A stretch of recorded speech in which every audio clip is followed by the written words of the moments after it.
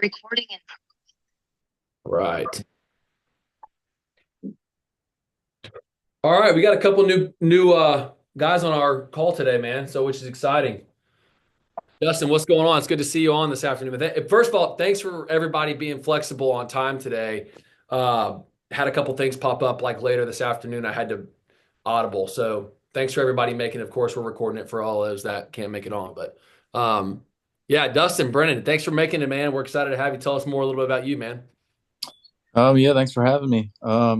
Sorry if you hear a baby crying in the background, but yeah, no, I'm just excited to be a part of the team and bring some deals to you guys. I'm out of Dallas, so if there's anyone in here that's out of the DFW area or Texas in general, just let me know. I'd love to connect with you guys, and yeah, just looking forward to it. Yeah, that's great. We've got quite a few people in Florida and Texas and Dallas, especially some guys in Houston and everything like that. So definitely a few opportunities there. So, well, what's from our call last week? I wanted to see kind of what again progress that people are making. Going back and forth with some thoughts on everything. What can I help you guys with as you're moving the ball down the field? Everyone, and the thing is too, Dustin, that whether you joined yesterday or whether someone joined a year ago, like everyone's kind of on that a different path, kind of in their own journey. So the goal here really is wherever anybody is, let's be where our feet are, and then everybody around we can help you just kind of take your next steps toward what you're trying to accomplish where you are. So that's kind of the goal. Awesome. Yeah. So Zane, if you got anything kind of on your mind as we kind of get rolling today, again, I don't have like any massive news or anything. We're starting to discuss the CRE summit for this year. So those that were there last year, I want to say that I had a great time. I hope everybody that Yeah, was there had a great time and a great yeah, it was experience. great. So we're starting to work on rolling that out this year, and you know it's amazing how quickly the days go by. You're like, holy shit, it's about to be here again. So, Zane, you got anything as we're kind of getting moving in? Not necessarily, not a ton of like big announcements. I just know that several members have a bunch of stuff that they're working on, and That's sick. some people sent me some emails recently. I know Keone's one of them. I'm not sure if he can present what he kind of was asking, but that's one person that I can think of off the top of my head. If Keone, you want to present your deal and see kind of like what Nolan has to say about it. Yeah, I'd be happy. Yeah, what up, guys? Sorry, a little bit of the middle of the workday, so I don't have my computer right in front of me. But basically, what I sent over to Zane. So, long story short, this was a property that I went and toured back in October of last year. And Zane, if you recall the conversation, they were listing it for something stupid like 8 million, like a 4% cap rate or whatever it was. And went and toured this place, met with the listing agent, and he was, kind of a dickhead off the get go. I was like, "Hey, are you so and so?" And he's like, "Name's on the sign, bud." I'm like, "All right." So Oh my What a God. I'm like, "This jerk. this is how Wow. it's gonna go." Long story short, they went into escrow. Escrow dropped. Something to do with whoever was going to buy the place. He kind of had a hissy fit and was upset about the possibility of having to add sprinkler lines if he had an addition onto the building. It sounds like BS, whatever. They dropped that escrow for whatever reasons. But the seller, so it's a pharmaceutical company. They produce like little, I don't know, vitamins and stuff for health, whatever it is. They're actually based out of Texas, but they've got two facilities here, and they're downsizing slash upsizing to a different location that they've already purchased. So they have this place that they bought back in 2014, and it's a brother sister that own the company, and they're just trying to get rid of this building now at this point because it's been on the market for almost a year. Yeah, there you go. So this thing originally was listed for 8. It finally dropped down to like 7.5 is what they have it listed at now. And obviously, just with cap rates and all that kind of stuff, I ended up proposing at 5.1. I wrote a letter, LOI, sent it over to the listing agent, and it sounds like they're entertaining it. He's talking to the brother and sister. I think it's set up for a 70-30 loan to value. Dude, And then I sent Zane, I think I sent you the LOI as well. But any pointers on it, any tips, tricks, whatever you got, anything I messed up on, let me know. Obviously, this has just been sent to the broker, and he's poking interest at it. So Hey, Keone, how far along are they regarding the addition to the building that's going to need sprinkled? Do you know? no, no, that was just whoever was going to buy the building. He wanted to Oh, add on something, so it's not necessary. It's already a 40, what is it, 46,000 square foot building, yeah. and that's consisting of there's front of house, which is like the main warehouse, and then there's like a utility quote unquote warehouse. I think it's like 8,000 square foot on the back side, but technically they're two separate addresses. Okay. So, and I know we've been talking about return on investment. What can you do? Are there adjacent lots? That kind of deal too, right?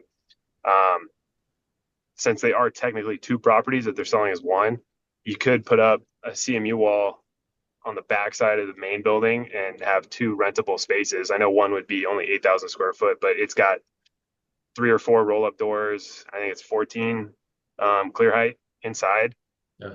but it's got its own office space, warehouse space, that kind of deal. But it's being sold as one property. Yeah. Well, it looks like it could be a strong opportunity, especially if you can buy it at a, I don't know what you pulled up on the vacant offer, if that kind of correlates at all. I mean, do you know what type of improvements are necessary? I mean, if it's already got the CO and it's already, if it's rent ready, then you're good to go. I mean, does it need paint touch ups? I mean, there's just a couple of things that always you can think of, like, I always like, Zane, if you scroll down to the deferred maintenance info right there. Obviously, the certificate of occupancy, things like that, the sprinkler system. Can you make that any bigger, Zane? I don't know. Maybe I'm just being crazy here. But I don't want to complain. Um, but even a big, I would say a big move would be just like the age of the HVAC. And if you've got that thing serviced and when the last time it was serviced, because that's usually on the tenant to serve. So here's a couple of thoughts you can think about is in these triple net leases, the same thing with the roof and the same thing with the structure and with the HVAC and the heating and everything. It's the landlord's responsibility to replace the HVAC or the roof if there is, again, an issue or it doesn't work or whatever. But it's not the landlord's responsibility if the tenant did not maintain the HVAC or the building or the space as it was in the lease. Like usually it says you have to service the HVAC twice a year, right? Every 6 months needs to be serviced. And that can be a $100 service fee or whatever.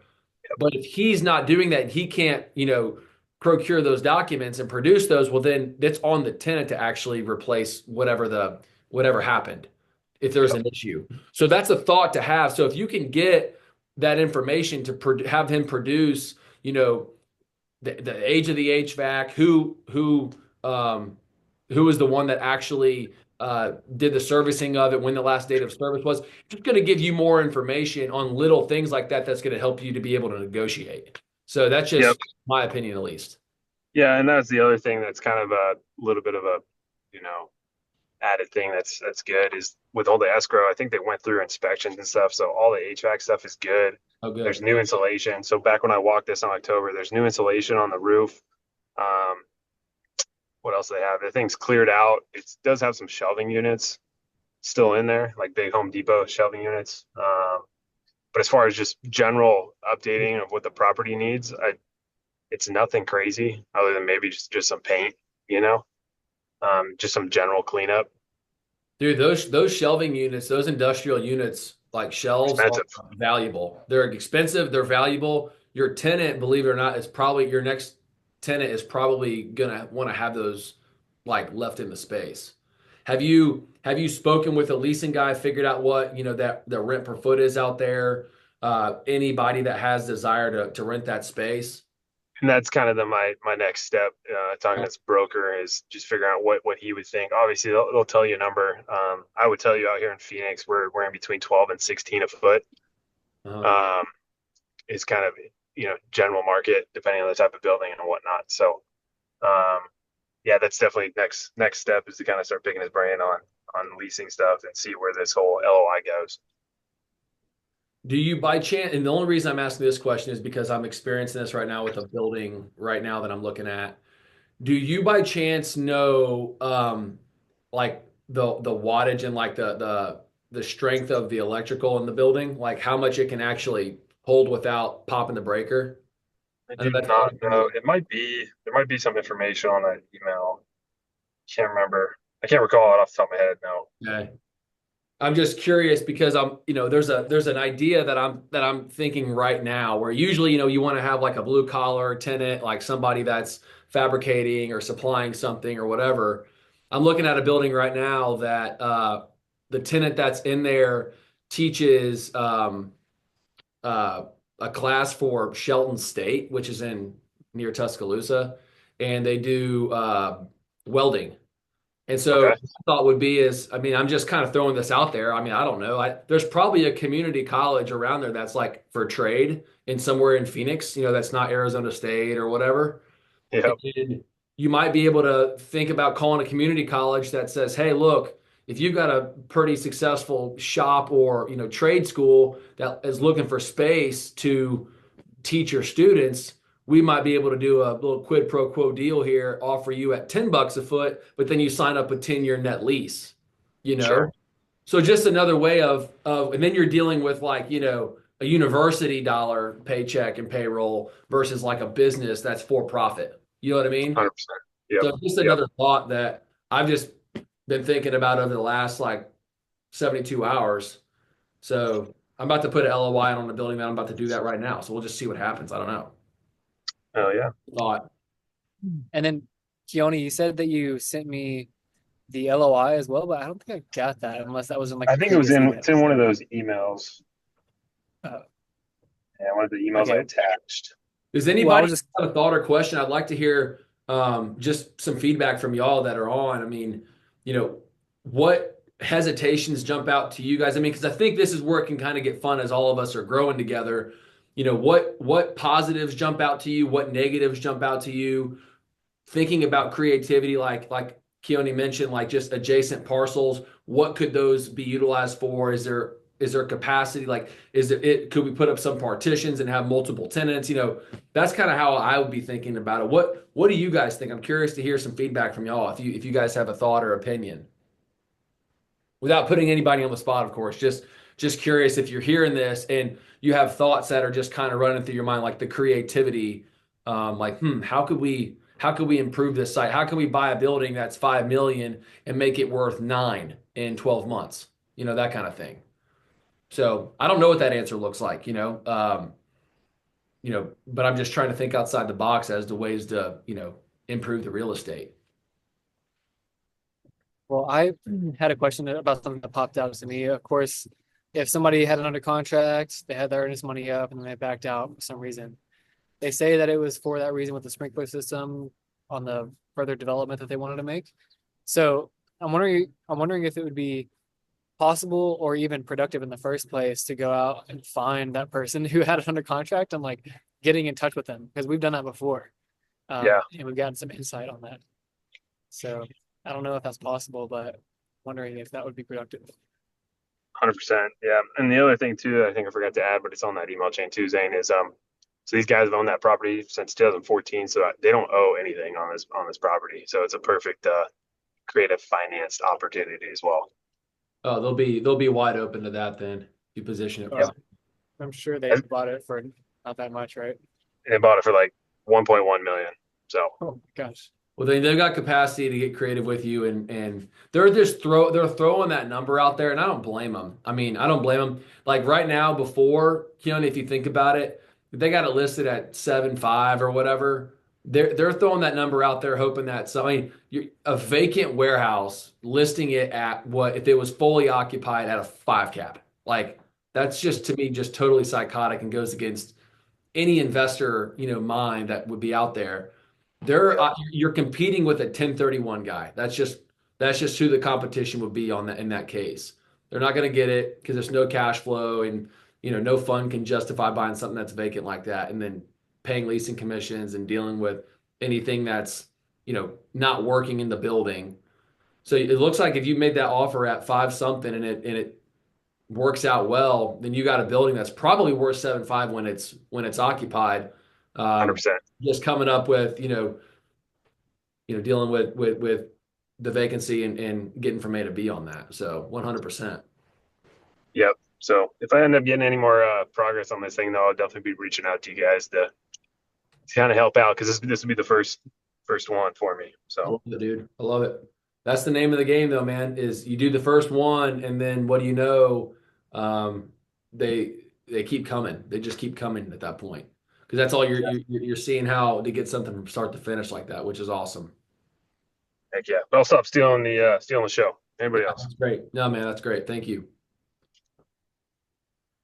Who's next? What else is everybody working on? I can go into a new site that I'm looking at right now, but I prefer to focus on the squad right now. Of course. But anybody else have anything new that's going on in y'all's pipeline? Like what's happening, and anybody want to take the center stage for a little bit? Hey, Nolan, I had a couple of quick questions as being one of the newer ones on the team Hey, here. Jim. Yeah, man. Hey, so as I'm starting to look at some of these various properties out here, I've seen some that are around, just one of them that was near Uptown Charlotte. And the thing was actually built in the 1930s.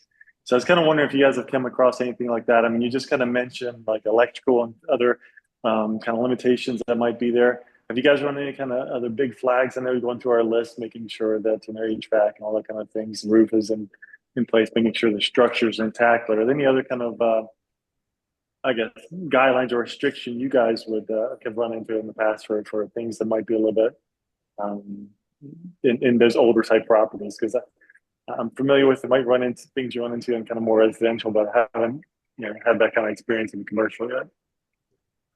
Man, that's a good question.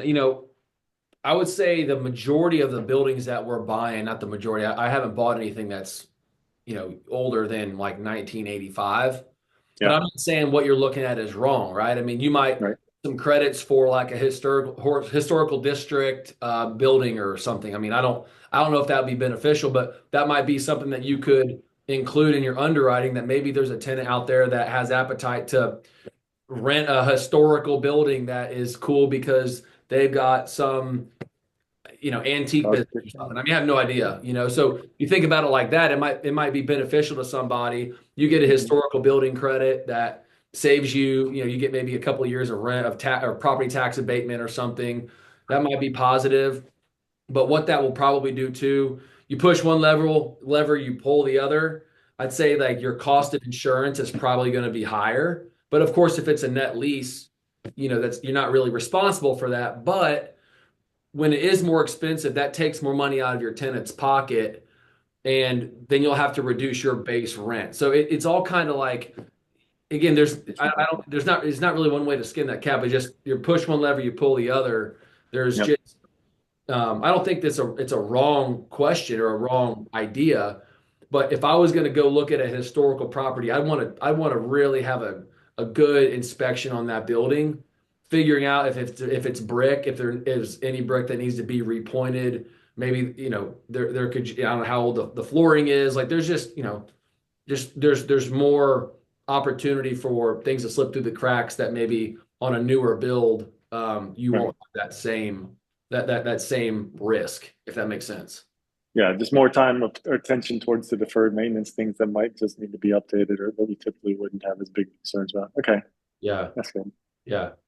But keep looking for them. I mean, you just never know what you're going to find. Yeah, there's quite a few things out there. One other question I had for you, I know one of your guidelines is to try to keep it within about a mile of a interstate, but I was also wondering the same thing about some highways that are pretty well traveled, kind of in between bigger or medium-sized towns and stuff. The thing I kind of worry about is limited population, kind of sitting out in those type areas, and who would might rent something uh, at that point. So it's kind of interesting as I'm going out, starting to looking at these and trying to make sure I kind of keep everything in the little target that we're kind of looking for. Yeah, and the reason why, Jim, that I was so focused or been so focused, and I tell everybody the same, is like why that is important. And Yeah. it's not so that like the building might not be nice or it's like in a smaller town or whatever, but there's about 1 million. You might have heard me tell this story before, but it's 1,000,002 businesses in the United States that have gross revenue between 3 and 15 million. And the guys that rent that type of space or own that type of space is the 10 to 40,000 feet, the 16-foot roll doors or 16-foot clear heights, roll doors in less than a mile off the highway. And what happens is, though, when I did the math, is when you take one of those attributes, those four attributes away, it reduces the tenancy pool by about half. So that global $3 to $15 million of gross revenue earners, that's the pool is 1.2 million businesses. Right. You take away the ceiling height, but you leave the other three, it reduces to about 600,000. If you take away the roll-up doors, it reduces to about 6. You're basically cutting in half your tenant pool when you take away one of those four attributes. So I'm not saying that location is wrong, or more importantly, if you have a tenant that's got a 10-year lease on it and it's been there for 20 years, it might not be a bad buy. It might be a good deal. I'm just thinking about how, most importantly, how can I de-risk the deal for my lender? Because if I can get the money, if I can give him what he wants, I can get what I want. I'm trying to find a good low risk deal for him with a really great tenant and a long lease. And if I can find a tenant pool that's the largest in the United States, then I know that my risk is low because my re-tenanting ability is high. If that kind of roundabout strategy makes sense. That does make sense. Are you looking for, when you finding one that has a tenant that's in place with, less than 5-year lease still in place, or things that, vacant units? There's obviously, you maybe get a little bit better deal on, but it really depends on how you market and how quick you could actually get somebody in there, or even if you get somebody in there before you closed on it, or some kind of agreement that's out there. What is your kind of like sweet spot that you've kind of been running into?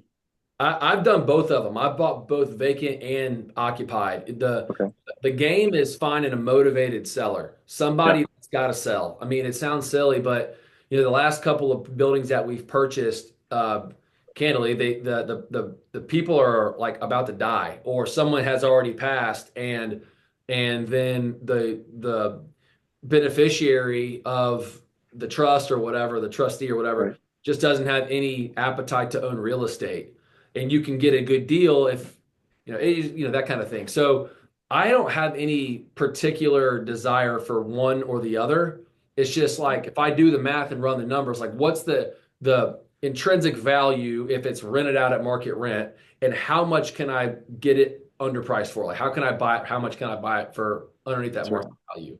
It's like on a vacant building, if it's worth $1 million, on our vacant offer sheet on our pro forma, you pump those numbers in, the square footage, the rehab, the rent per foot, and then the lease, the leasing cost, it'll spit out a number that's your highest and best. So that's what I've discovered, is I don't have any appetite for one or the other, just finding a good deal. And those comes from your relationship with your brokers, because they know what type of appetite you have. Great. Thank you. I appreciate it. That. Does anybody else have an opinion or thought on that? Those are I good. was just going to ask you, Nolan, of your dozen or so properties, how many were vacant or how many were leased up when you bought them? Was it 50-50? Was it mostly leased up properties, or Mostly leased up? And to be transparent too, like, just about 18 months ago is when I really started to focus on like the doubling of the value idea, because I met a guy, I think I told you guys, but basically met another guy in town that just has more money than God, and was like, you're not going to get rich off cash flow. You're just not. Like, cash flow is cool. It's what makes the deal bankable. But those guys flying in the planes that are private, they're not buying planes with cash flow, right? They're buying it with their business and whatever they're doing. So he's like, you got to find a way to double the value of that building in 12 months. He's like, that's the game. So you have to use your creativity. So for me, that was kind of like a challenge, because I really didn't know what all he meant at the time. But now I'm discovering, like, okay, finding adjacent parcels, of course, finding ways to increase rent. If there's a building and that's why understanding the market rent, like we spoke about last week, is so important, the week before, whatever, is so important, because if you know what the market rent is and you discover what the guy's currently leasing it for, and what if it's 10,000 feet, he's only renting out 5,000 feet at half the market rent? Now you're cooking with something, and the seller is a trust, right? Like, you just never know. And that kind of happens when you develop that relationship with your broker too. But I'd say that I've got 14 of them now. The 11 of them have been occupied. Have occupied when I bought them. But I will say this, all of them had short leases or they had opportunities to improve revenue one way or another. So end of the day, I mean, it's not like the buildings at the time, the first couple I purchased had doubled in value, but the latter ones have definitely increased in value by, again, finding an adjacent parcel or buying it from a motivated seller or getting into the deal for no money by having the seller finance the down payment, that kind of thing. So that's my thought, I guess. And along with that, of the ones you've done where the seller has financed the payment, how many of those of the 14 have been seller financed? I'm curious, just man. percent. 3 or 4 or 5 or 6? Over half of them, I'd say. Oh, that's awesome. Yeah, over half of them. Oh yeah. And the only reason I think I told you before that I even discovered this little strategy was because the first building I bought, the seller asked me if he could leave money in the deal. And that's how I kind of came up with that vocabulary. Was he's the one that said it. And that's when I ran it by my accountant and he was like, "Oh yeah, it's a tax strategy." He just thought it was like a common sense thing.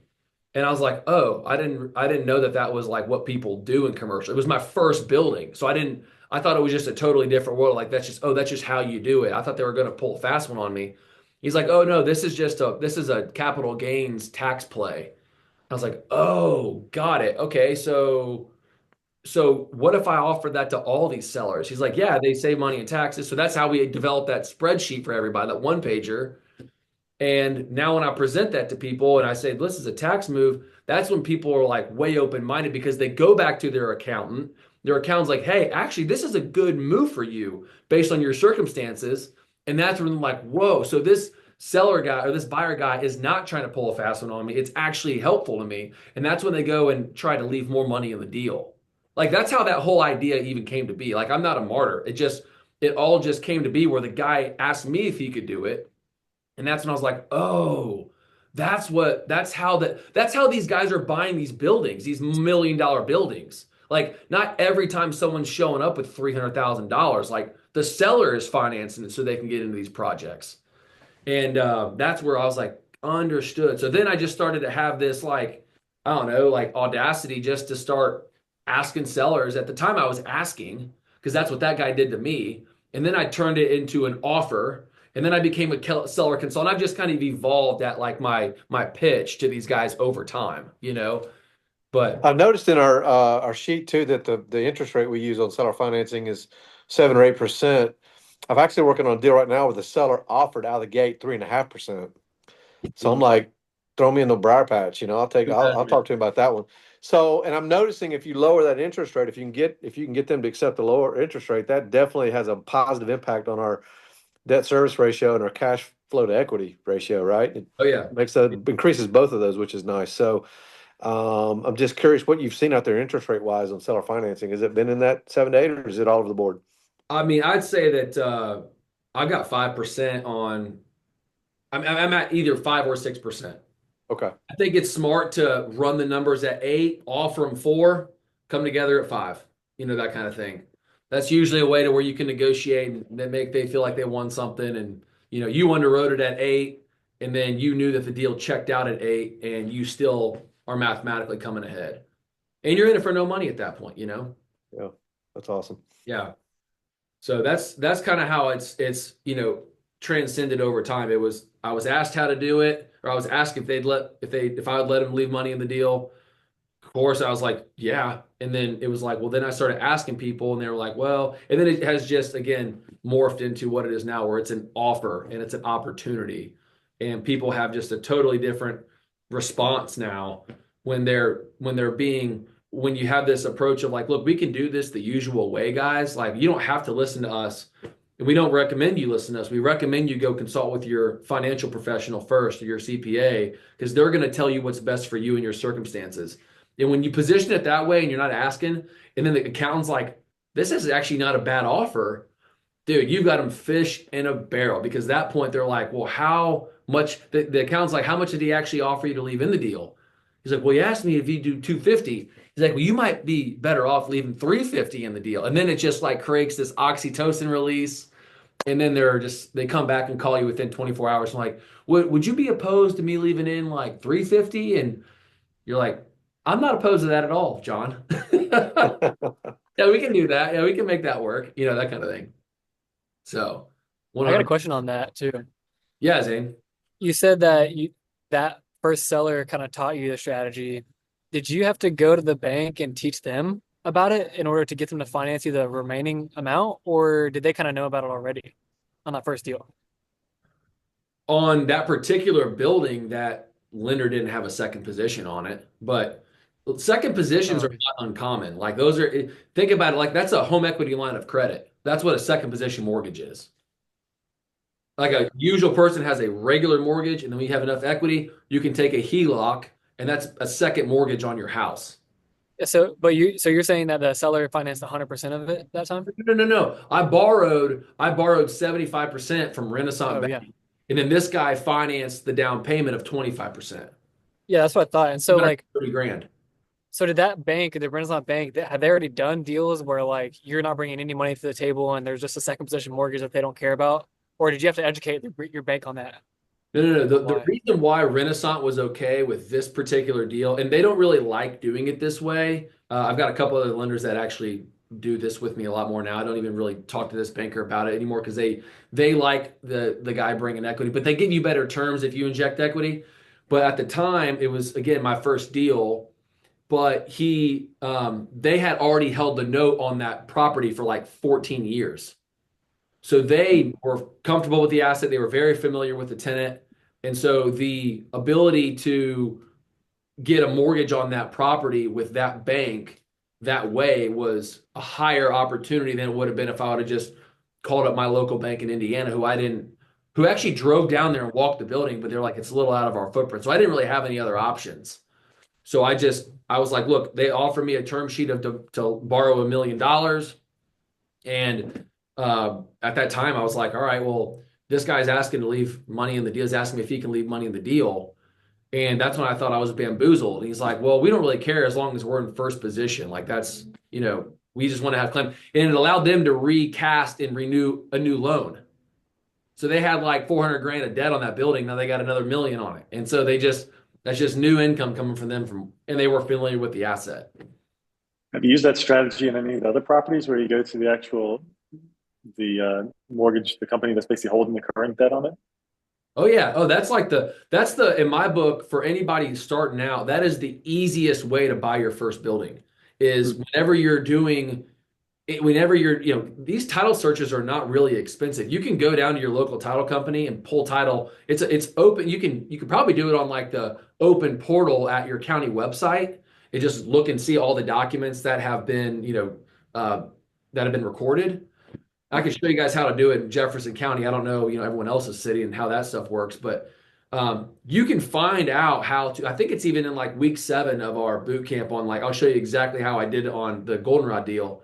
But yeah, you basically can do a title search. And it's like what bank lent money on this one building, and then if you go to them and say, "Hey, I'm looking at buying this property, and I saw that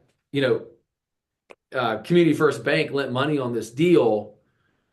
Do you guys have appetite to still continue to hold that note on that property?" And they 1,000% of the time will be all about it because they might be familiar with the borrower. But you guys know that the borrower is just the conduit. Like it's the real asset to that debt is the tenant and the space and the tenant's balance sheet and the lease. The risk. Just the guy that's in the middle, So you're not really the strength of that debt, the tenant is. And so they are so more likely than not to be excited to be like, oh my God, yes. Like, who are you? Let's go sit down and let's talk about it. Like they're going to be thrilled to meet up with you. And that's when you sit down, you have that conversation, you get to know their lending appetite. Like I say all the time, like I focus the first 40 minutes only talking about the banker, their kids, what his handicap is in golf, like all that stuff. And then at the end of it, you say, look, man, I'd like to just have you financially underwrite me as a borrower. I understand that this building is, we're looking to purchase this property. You're developing this relationship. And then you just send them your tax returns and your financial statement, whether it's strong or not is irrelevant. The fact is you gave him the information that he needs in order to make a decision, which is the key. on an asset that they already know and are familiar with. Like you're basically getting them like a stand-up triple ready to score at that point. Like that's the way that I think about it. And they're gonna be like, this guy knows his stuff. He knows what he's doing.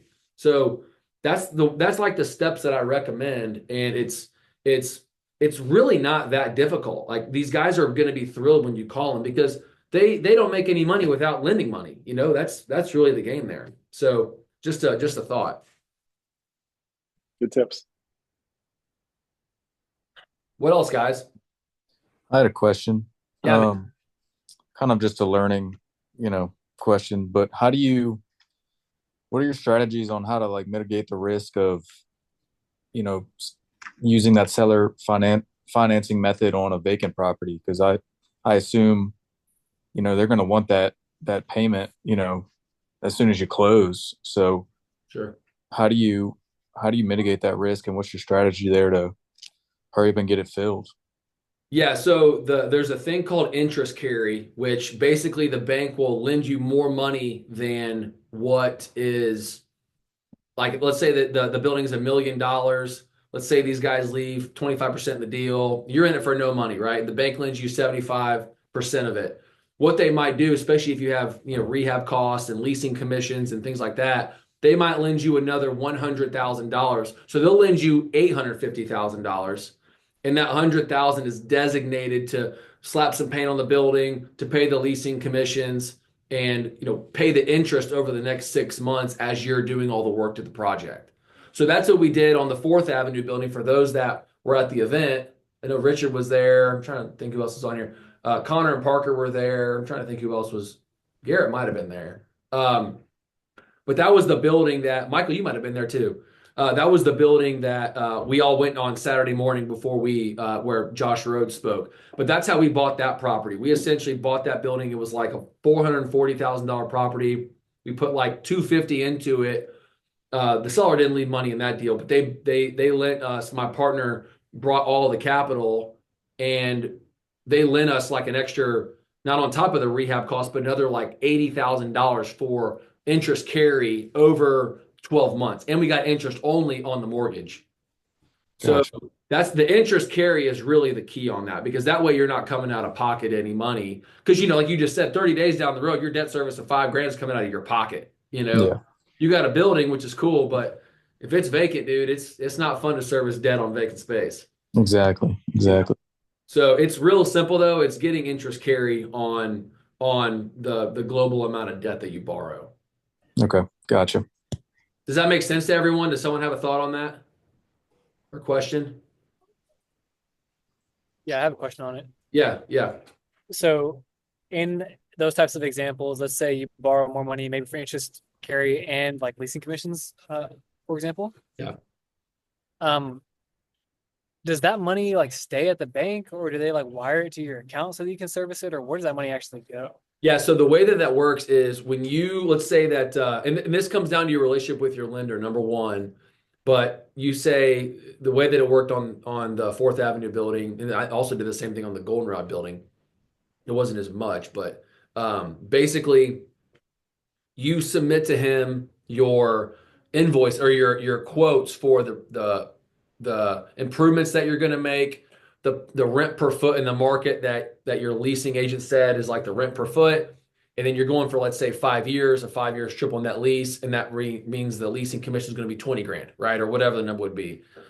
So then you submit to him, hey, look, this is what we anticipate our costs to be.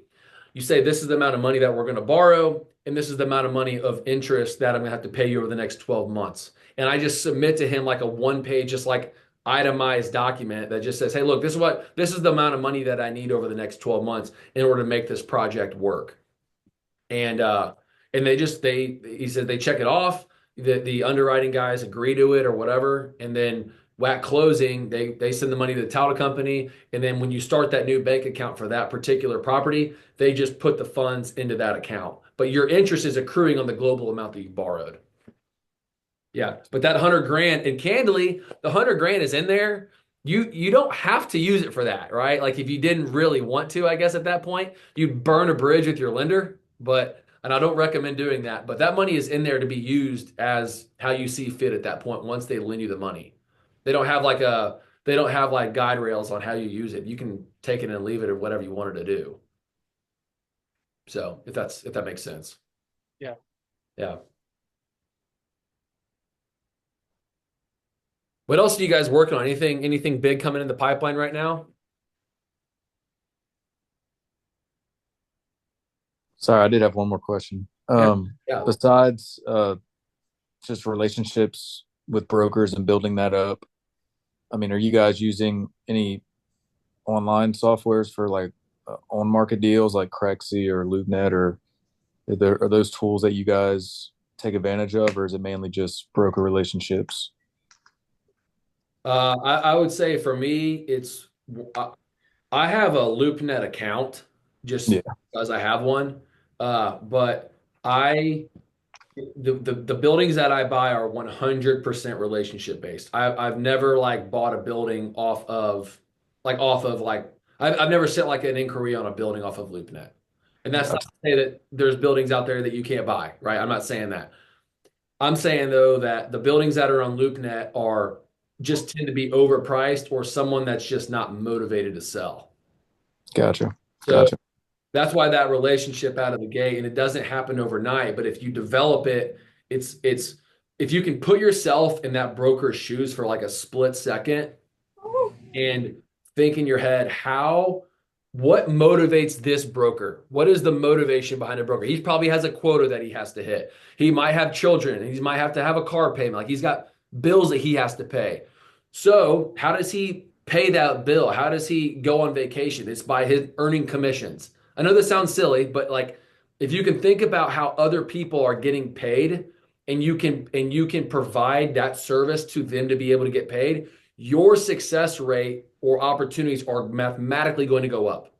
Like my broker Sam, who has become one of my really good friends now, if I call, I could probably pick up the phone right now and call him.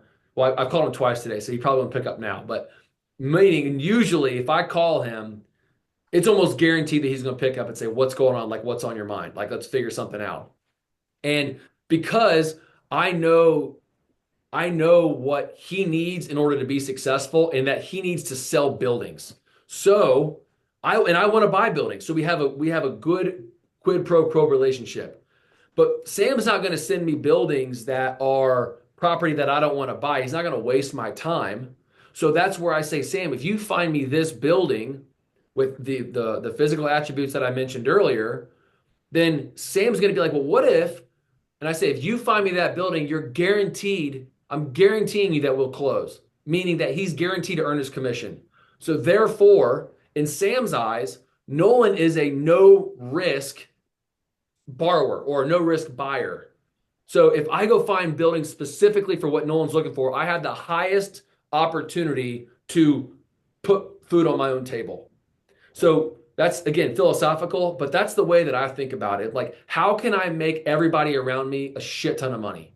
Because if that happens, then most likely than not, I'm probably making money too. So I'm trying to figure out how can I make my insurance broker rich, my banker, how can I pay them commissions or the broker's commissions? How can I make my accountant money? When you do all that stuff, usually it flows back. And that sounds, again, philosophical, but that's kind of the way that I've discovered, like I try and live my life by putting everybody around me first. And it just floats back to you. It's remarkable. It takes time to get like that, because you're like, oh, I got to think about putting food on. I've got 2 kids and I've got another one coming. So it's like, it's tough to think like that sometimes. But when you put other people first, dude, I'm telling you, it will come back 10x, man. If you can put yourself in those shoes, does that answer the question at least? Yeah, for sure. That's the way that I've tried to think about it at least. I don't know. Nolan, can I add a comment to that? Yeah, of course. So I'm under contract. Nolan and I are under contract on my first building since joining the collective. And so someone who's not new to this and is trying to build relationships with brokers, I probably could have done a bit better job in the beginning trying to find a broker who would send me deals. And I think just because when you're new on the scene, they're not as inclined, unlike when Nolan has built such a great relationship with Sam, who will answer his calls like 19 out of 20 times. So I feel like after probably just get to know more about the process, which I'm in the process of doing as well, like I'll start building a relationship with a broker who will start sending me actually good deals. Because I've got about 3 brokers that will send me stuff, and I'll give them the parameters for industrial 10,000 square feet, and they're like, okay, here's the CVS, and that doesn't really translate. So I'm finding that building relationships is tougher in the beginning, but I believe it that after you do some deals with one particular person, it'll be helpful. So Yeah. does that make sense, Nolan? And 1,000%. 1,000%. Yeah. I've had the best luck. I mean, since I'm 22, so a lot of brokers see me and I'm like the absolute worst buyer, even if I have partners. So I got to the point where I just started using Sat Maps and, Property Radar. And then, I mean, I'm still networking with brokers. Oh, Nolan, I'm actually working for Sam this summer. I ended up messaging him off LinkedIn, and now I'm going to help those guys out at Microflex. So Dude, small that could be world. a big site. That's a great site out there. Hope you guys lease that whole thing up. That's going to be awesome. Yeah, but I just, I got to the point where I was really frustrated because, I mean, the only deals brokers were sending me were just trash, like bottom of the barrel, LoopNet, whatever. So I just, started calling guys on like SatMap and Property Radar, and that's how I've been getting a lot more success. But it's also been a learning experience, like having to do a lot of the front end stuff that a broker would have to do. But I don't know. One thing that I did too that again I rely heavily now on the brokers on like the deals, but what I'll do as well is when I'm if I'm driving to like one of my buildings, like for example, we're about to tenant a space on 3rd Street North here, probably on Monday when we'll sign that, execute it.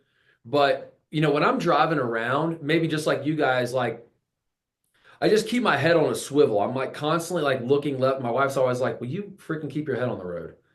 It's like constantly looking left to right, like what is around here, like what's happening. And if I see a building that I see is like vacant or I like the location, whether it's tenanted or not, I just write the address down.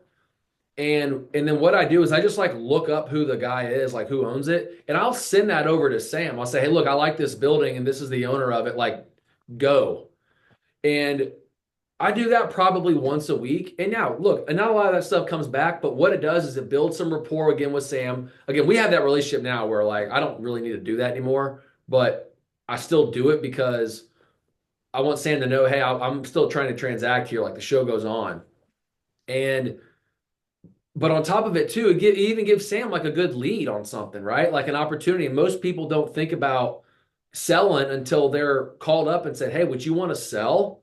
Well, maybe I hadn't thought about it. Like, what's on your mind? You just never know by making a phone call, So whenever I'm driving around, I mean, sometimes I've done it. I used to do, what do they call it? Business busting, where I'd walk in and I did this again. I just had ridiculous audacity, and I would just go in and be like, hey, who owns this? Who's the owner of this? And I just would ask, and usually they'd say, well, he's not in or whatever.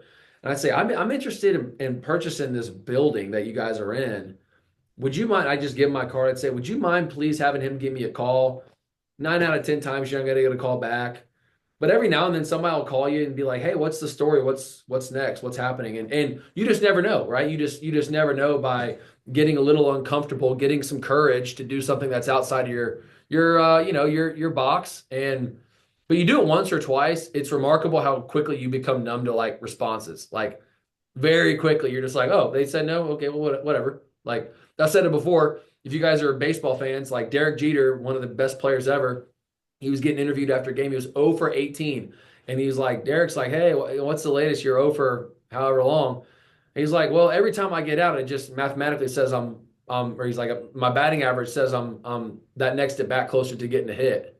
So it's like, he didn't give a shit. He was like, well, the math says I'm going to get on base. Every time I get out, I'm closer to getting on base. Like that kind of idea, mentality.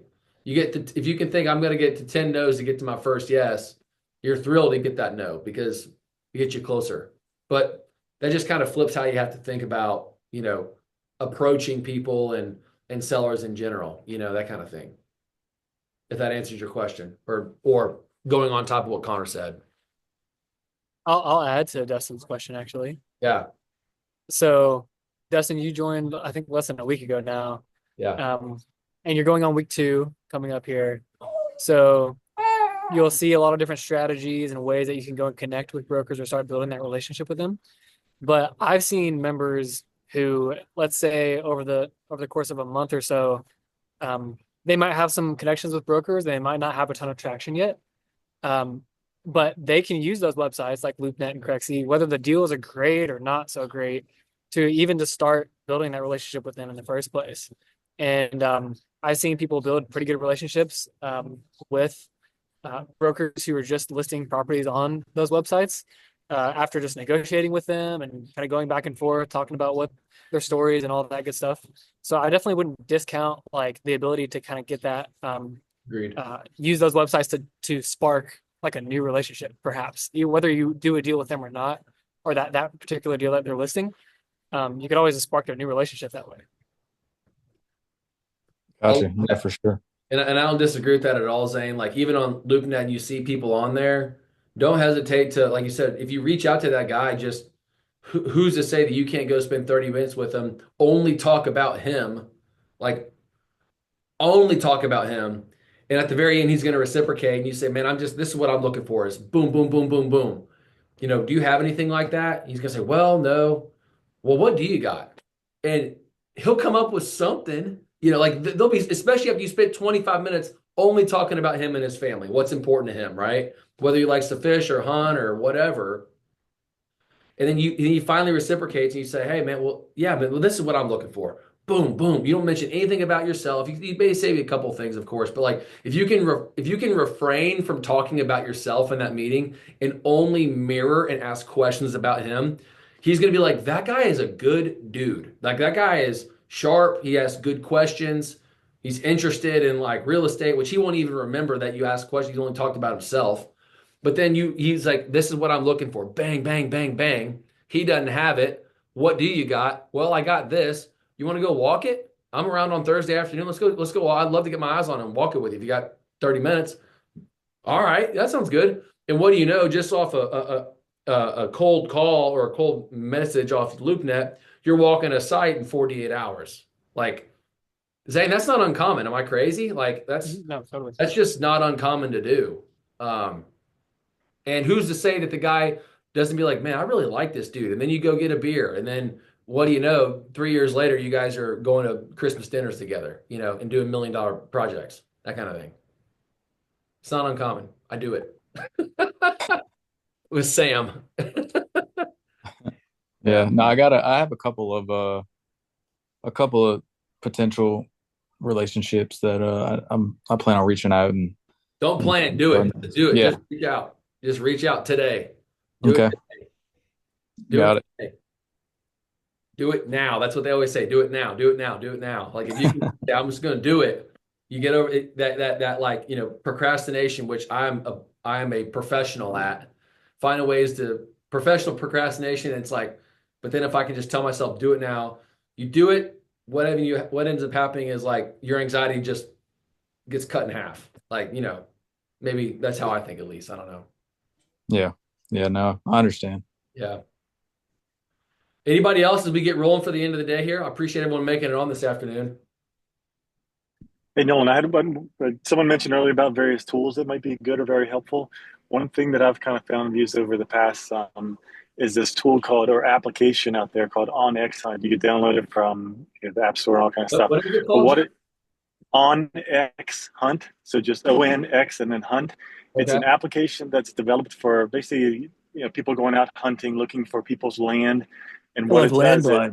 Yeah, basically exactly. It basically finds the land, shows you the Wow. markers and stuff of it, but you can click on it. It shows you the owner of the land and the address of where you can contact them. So use that in combination with like Google Maps or something like that. If you're just kind of looking around or trying to find various areas, or even if you pass something by, it's a good way to kind of find out who actually owns a place, and then from there you can track down how to get and connect with them. Man, that's great. Yeah, property radar too. That's what Sam uses, I think. Yeah, and these things really aren't that expensive. I mean, this OnX Hunt thing, maybe you basically buy it per state. So if you're like it's in North Carolina, or whatever, it's maybe like $120 a year or something. It's not very much at all, but definitely worth it. Well, I'm gonna have to look into that. That sounds like something we should all be having, honestly. Definitely. All right. Anybody else before you get moving? All right. Well, look, what I'll do, guys, is I appreciate everyone making on today. Anybody, like I say every time, any thoughts, questions, anything that you have on your mind, do not hesitate to get with Zane and I. We will be on standby for the deals that you're working on, humps that you're trying to get over, whatever it is. We're on standby waiting and working for you. I'll get this this video uploaded here, so as you guys are driving to work or whatever the next couple of days, you guys can re-listen to it and keep moving the ball down the field. Okay. All right. Awesome. Thanks everybody. Appreciate it. Talk to you guys later. Thanks. Thank you.